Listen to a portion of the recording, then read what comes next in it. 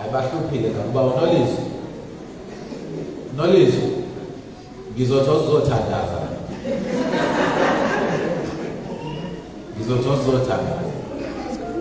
mase kuthandaza awuzwakala kuthandaza uthini kodwa makulapho uzwakala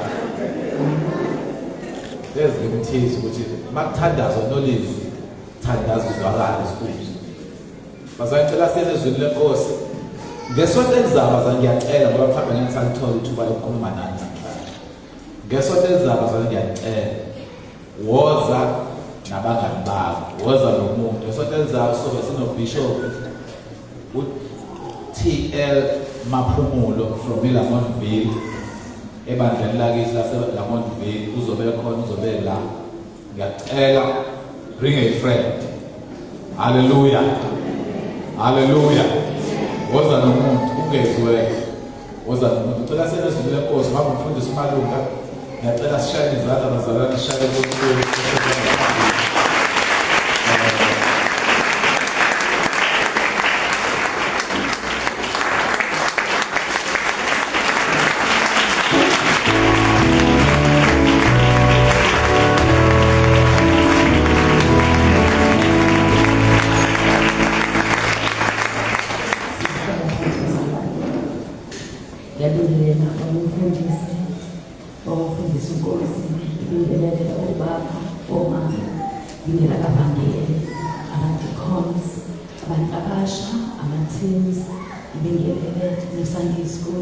isebenzi zonke zenkosi egameni Jesu. Amen. Nami ngicela uqala ngokubonga abazalwane inkonzo esinayo usuku linayizolo yama-princess. Haleluya.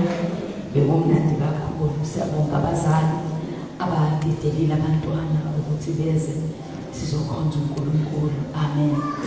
Siyabonga nakade bekhona inkonzo ihambe kahle kakhulu. Amen. Ngizocela uphinde ngicizelele i-picnic ingomhla ka-9 November. Siyacela ukuthi siphumelele bazalwane, asikhokhi. Haleluya. I-reunion party iseduze kakhulu ila i-prospective, so asiphumeleleni siyohlanganyela sabazalwane. Haleluya. Ukuhlanganyela nabazalwane kubalulekile and kuhle. Isizwe lenkosi kufana namafutha ehlela ey'ndebeni zika-Aroni ehlela emphethweni ongubuyane. Haleluya. So kuhle ukuhlangana kwabangcwele. Haleluya. Sihlangane ngomhla ka-9 November. Amen. Sizocela siyezweni sizofunda laphana incwadi ngokaLuke chapter 8.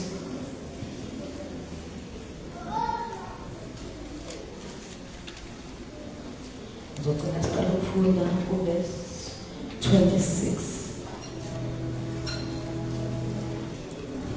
Uzofunda nje sithele yonke leyo ndaba. Verse 26 sine verse 39. Hallelujah. Bafika ngomkhumbi ezweni lamaGerasa elibhekene neGalile. Esaphumele emhlabathini kwamhlangabeza indoda ethile yomuzi enamadimoni. Kwase kuyisikhathi eside ingembathi muntu, ingahlali endlini kodwa emathuneni.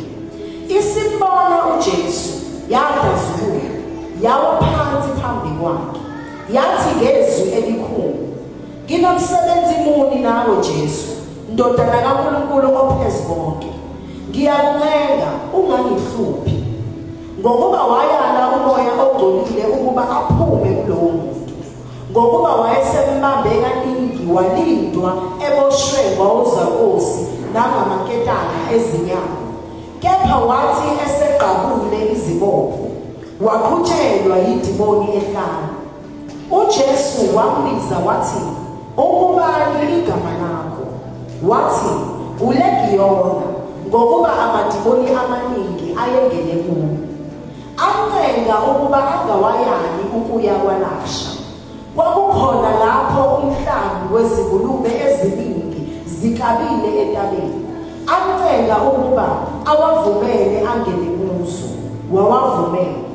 Aphuma-ke amadimoni kuye umuntu, angena ezindulubeni.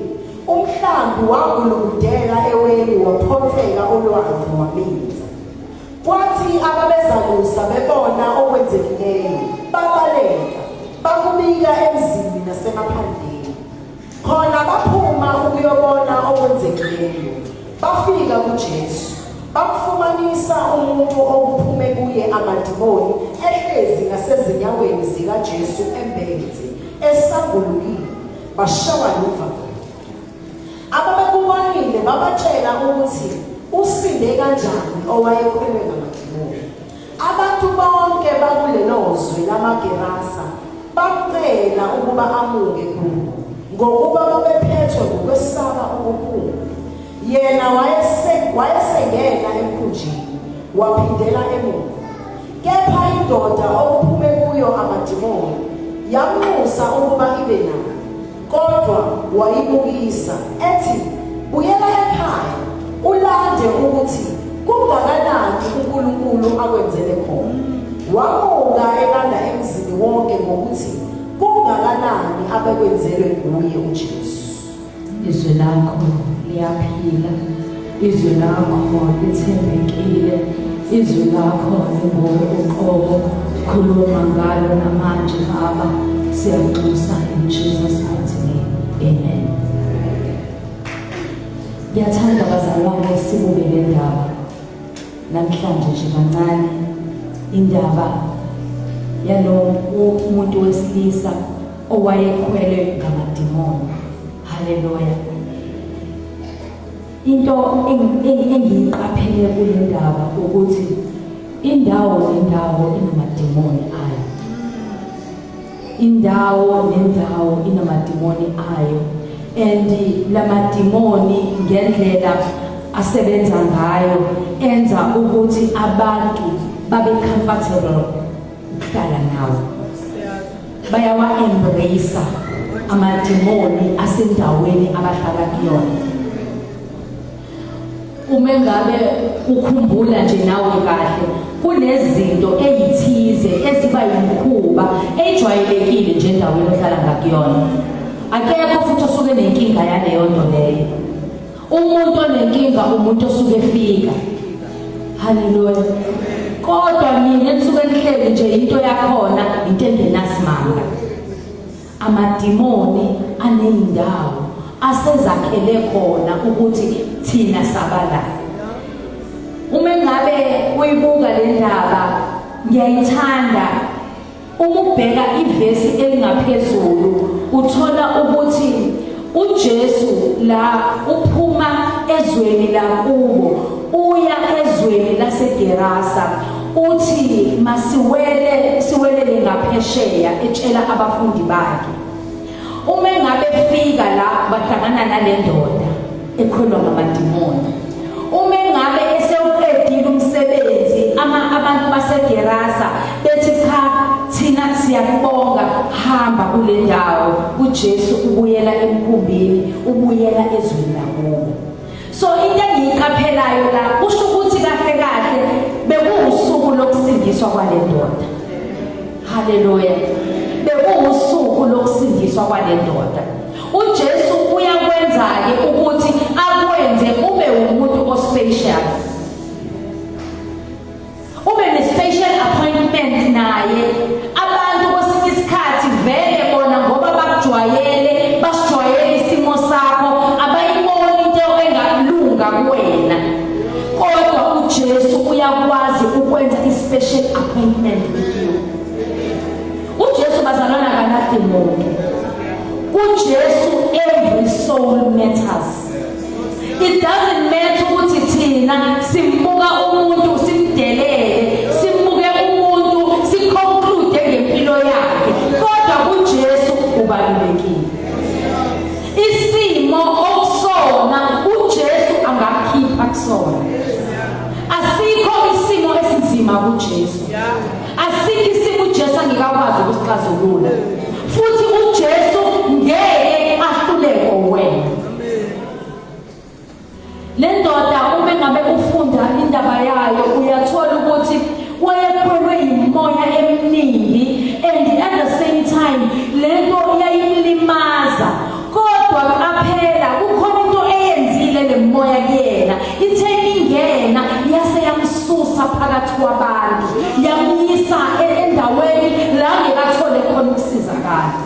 yayombeka emathuleni. Hallelujah. Because imoya uma ngifuna ukudila nawe iyakususa la uzothola khona usizo. Kunabantu abasukayo empilweni ejwayelekile, basuka empilweni inabantu ababathandayo ngenxa yokuthi sitha sifuna ukubukisa. Sifuna ukubukisa isitha. Kodwa isitha ngesithole bengabe unabantu abakusarawundile abakunakekelayo. Hallelujah. Siyakususa ukuze sikwazi ukudila kahle nawe. So le ndoda uma ngabe uyibuka lithi iBhayibheli ukubabe bambopha kaningi ngamaketanga wagashula amaketanga betholakala ehleli lapha emathuneni eyilimaza nangamatshe. Hallelujah. So there was no hope kulo muntu. Lithi iBhayibheli wayequnu ehleli yedwa. Uyacabanga ukuhlala wedwa emathuneni. Hleli yedwa emathuneni. Kusho ukuthi ayikho into esangenzeka kuyena. Ngoba akekho umuntu ofuna ukuya emathuneni. Emathuneni ngisho udlula khona indlela idlula ngakhona uhamba ujeqeza nawe awazi ujeqezana kodwa uhamba ujeqeza emathuneni. Angiphela balela abantu abasemathuneni. Kodwa uhambe emathuneni nje cha iyabuya ingqondo. Uhamba ubheke uyibheke. Indawo engathandeki ngamanye amazwi. Indawo engathembekile. Kodwa le ndoda siyithola ihlezi emathuneni.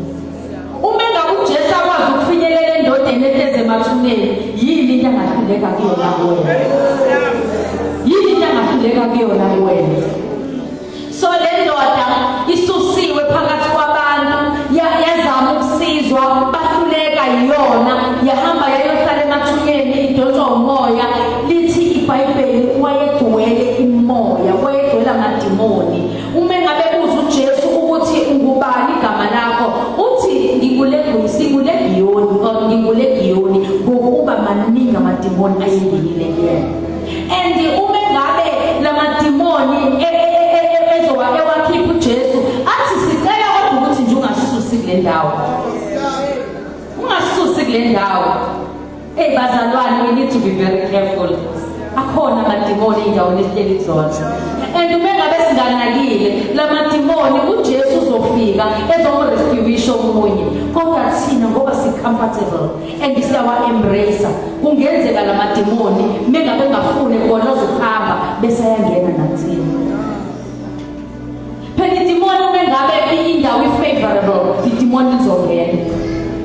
I-favorable indawo uma ngabe singamu-invite uJesu.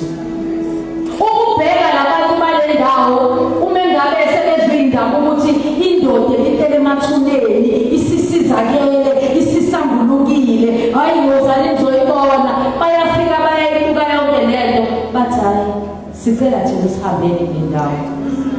Bayamxosha uJesu, nathi siyamxosha uJesu kwesinye isikhathi. Siyamxosha kwesinye isikhathi uJesu ngenxa yokusaba imangaliso yakhe ukuthi umengena enza into ezinkulu kangaka hayi mina cha akangasondeli mina. But kukhona into engiyithandayo mengiyibuka la kule ndaba ukuthi lana sithola le ndoda ukuthi bake bazama ukuyisiza. Abantu bayazama ukukusiza empilweni, bayazama ukukusiza esimweni sakho, kodwa abantu bayakhathala. Uma ngabe isimo sakho singalungi abantu bayakhathala. And abantu ungacabanga ukuthi abantu banesikhathi eside nawe.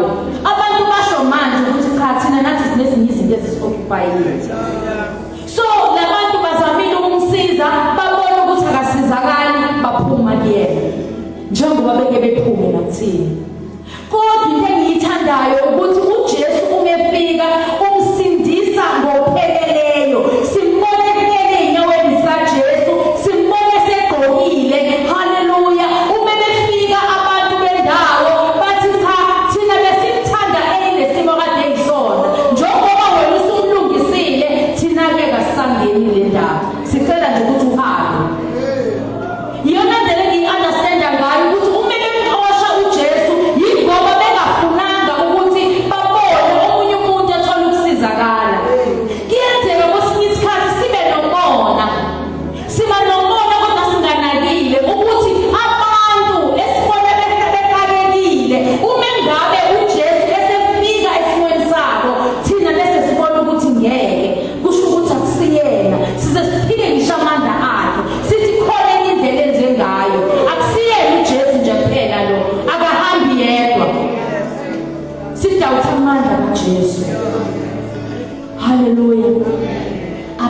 bayakhathala wena kodwa uJesu akakhathala.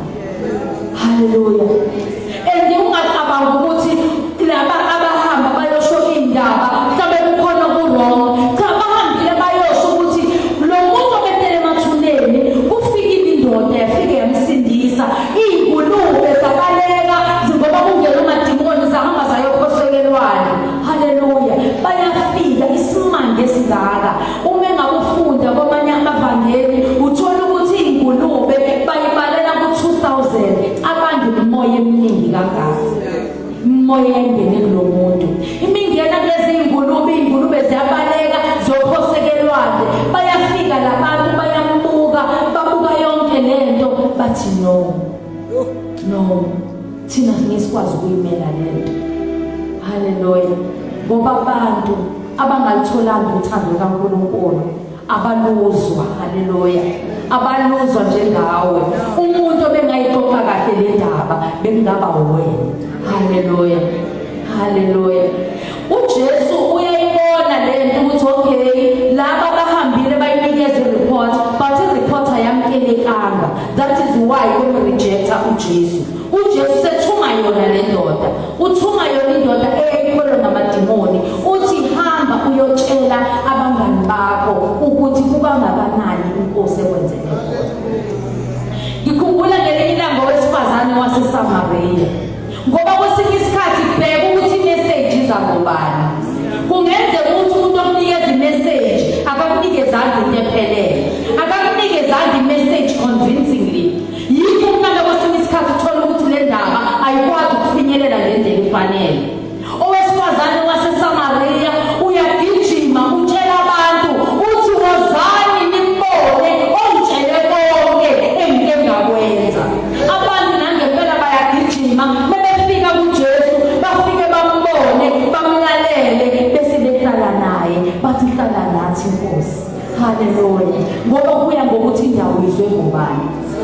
Ungambuka wena lowo okade ekholwa ngamadimoni ekade eyilutho izolo kodwa namhlanje seyiweapon yokuhambisa ivangeli likaJesu ngoba akafumanisekanga umuntu olungele.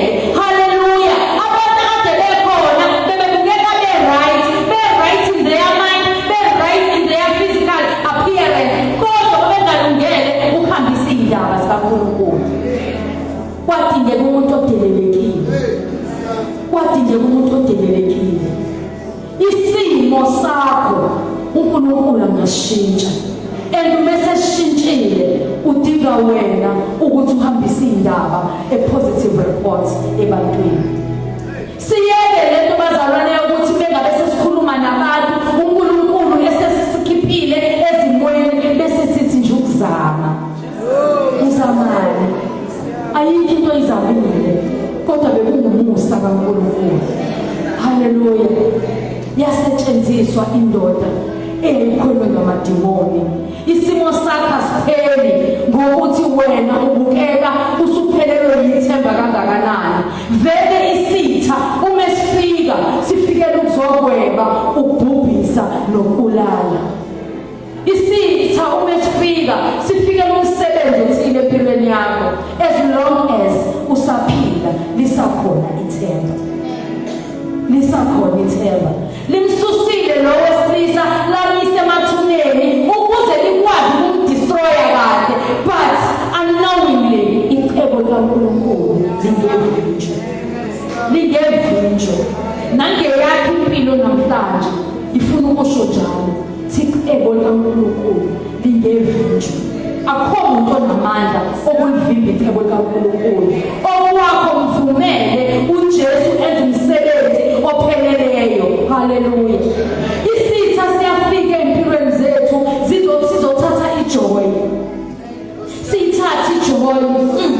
Sikususe ebantwini abakhuluma into e-right. Sikiyise endaweni la uyitshela ukuthi khona ku-right. There are so many people abahleli kuma-relationships abazikahle ukuthi awazi ukwabenefitha.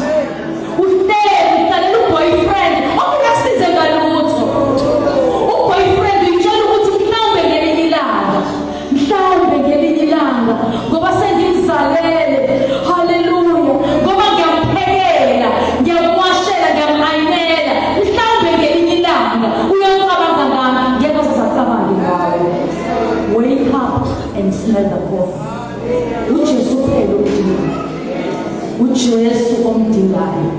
Uyabona ukuthi uzube dependent. Uyibone ngathi ngempela impilo yakho ayikwazi ukuya ngawo ngaphandle kwalo muntu. Liphi ikhaya lakho? Liphi ikhaya lakho? Awuhambe uye kwabakini.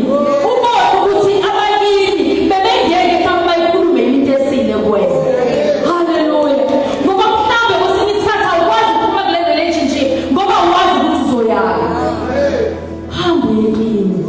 Suzwile izwi kaNkulunkulu. Uyamthanda uNkulunkulu. Hamba kini. Hamba kini ukuze umkhonze kahle. Ngekukwazi ukumkhonza kahle ngokulindela into engekho. Usukulindela into engekho. Uzungena impela ezidakamizweni, uphuza utshwala ngoba ngineyinkinga eziningi. Utshwala buyangiphalma. Utshwala bungenza ngikhohlwe. Hayibo, udinga uJesu. Udinga uJesu. Akekho omunye uJesu. Isela leli lizokhipha ijoy kuwena. Lizoqeda ngawe. Kodwa ukuze liqede ngawe kumele ukuthi likushiye esimweni esingathandeki. Kumele likushiye esimweni lapho uzoba ne-depression. Hallelujah. Abantu bangabe besafuna ngempela ukusondela. Mhlawumbe bekade khona okusengenzeka manje. Hallelujah. Masibuyele kuJesu bantu benkosi. Sibuyele kuyena simkhonze ngakho konke. Unikele konke kuyena, umthembe ngakho konke. Uyabona ngazathi impilo yakho nje idependa kuyena namhlanje, there is no tomorrow. Ngoba vele ngaphandle kwaJesu ayikho impilo esiphilayo. Ayikho into esingayenza. Njengoba lishizwe kaNkulunkulu ukuthi ngaphandle kokukholwa akukho umthokozi. Hallelujah. Bonke abeza kuNkulunkulu bangalokholwa ukuthi ukhona, i-exist. Hallelujah. Yena uyabavuza bonke abamfunayo. Masimfune lo Nkulunkulu bazalwane. Masimfune. Yabona ukuthi uJesu ngendlela abantu abangamfuni ngayo uzazayinyelele ebantwini. Hallelujah. Ayithola umuntu efumana umusa engazi kanjani. Yingenxa yokuthi laba basemi. Hallelujah. Babona kuyinto engayona yokulandela. Babona kungayona i-decision e-right ukukhetha uJesu. Babona kungayona into e-right ukukholwa. Hallelujah. Kodwa sike sabona isikhathi esinzima. Sabona isikhathi se-COVID. Hallelujah. Abantu bebeyichaza kahle bathi i-oxygen ibikhokhela. Hey, ibanga i-oxygen. Kodwa thina sithole i-oxygen yamahhala esuku. Sesimkhohliwe lo Nkulunkulu. Sesimkhohliwe. Kumele ukuthi uNkulunkulu azenze isimo esinzima ukuze siphume kulamaketanga esiboshwe kuwona. Endamanye siyibophe thina kulamaketanga. Ngoba sifuna iqiniso. Asifuni iqiniso. Abantu bazoba khona empilweni yakhe isikhashana. Kodwa umuntu bezohlala nawe forever uJesu. And once you taste him, you'll never let go. You'll never let go. Ngoba zakhe izandla zinikeza that comfort. Mufika kuyena uthola that warmth ongakazi uzuyithola. Uthola uthando lweqiniso. Uthola umuntu okukhathalelayo. Hallelujah. Umuntu okukhathalelayo ongadinge ukuthola i-approval noma i-confirmation yabantu. Kodwa yena athi mina, hallelujah, ngizele konke okulahliwe. Athi ngizele okulahlekile. Hallelujah. uJesu igama lakhe. uJesu owashiya his throne one day ukuze mina nawe sikwazi ukuthola ukusizakala, sithole ukusindiswa. Hallelujah. Ngoba wabona ukuthi umehlele ezulwini asikwazi ukuthola kahle lento lena. Sinokuthola ukusitshela ukuthi mhlawumbe it is far-fetched ngoba uhlele emazulwini. Wena weza la emhlabeni ukuze mina nawe sizwe ukuthi ufike wenzani emhlabeni. Hallelujah. Ubani umuntu ongadeli isihlalo sakhe sobukhosi ngawe? It's only Jesus. Only Jesus. Uyasithanda bazalwane. Olwakuthanda lumile ingaphakade. Hallelujah. Uyena kuphela okwazi ukuremove that pain. Okwazi ukuremove all the hurts. Hallelujah. Yabona ukuthi emhlabeni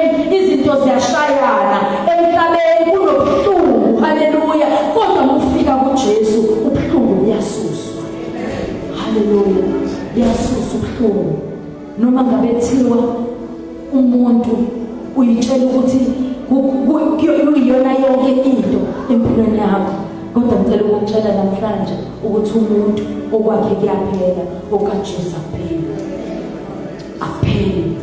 Uyena ozoba nawe engunaphakade. Haleluya. Uyena ozoba nawe. Haleluya. Uyena oxuselayo ubusuku nemini. Haleluya. Othi yena by his stripes, haleluya, we are healed.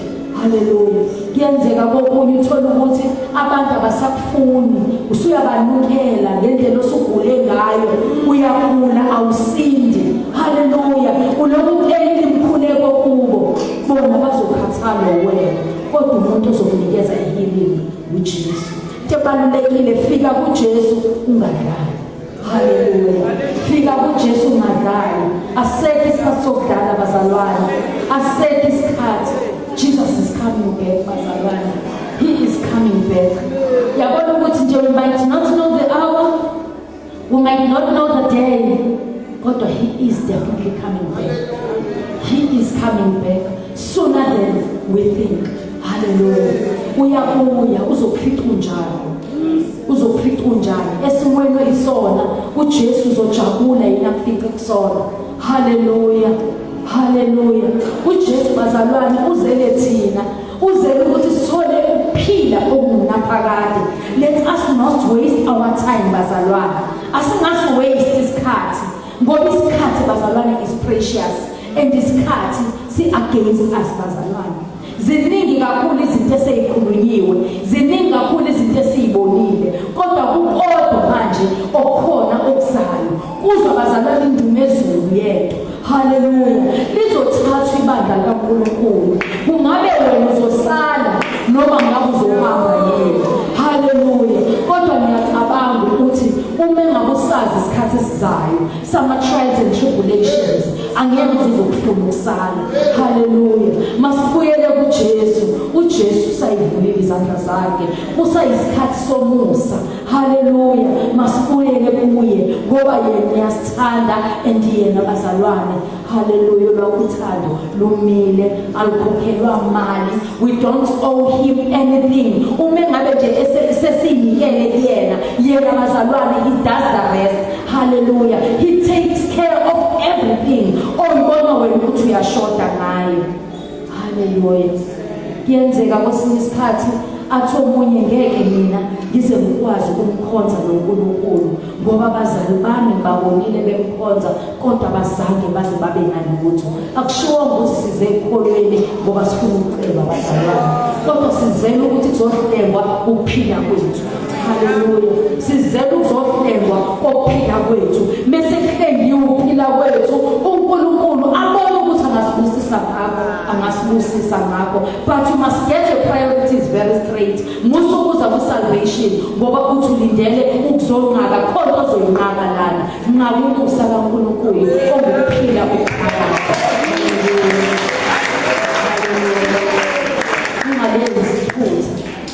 Ungalenzi iphutha ngalesi sikhathi ngoba everything is clear bazalwane.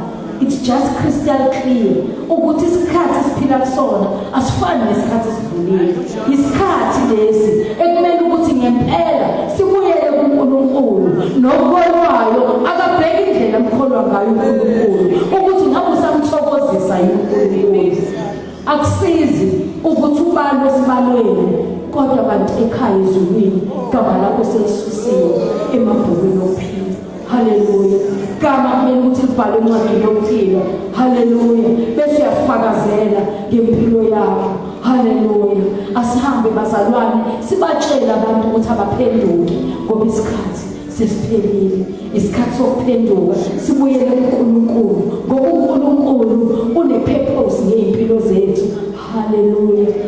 Hallelujah. Ayikho grace endlula lena bazalwane ukuthi uNkulunkulu qobo lwakhe ezemhlabeni ezolanda bakhe.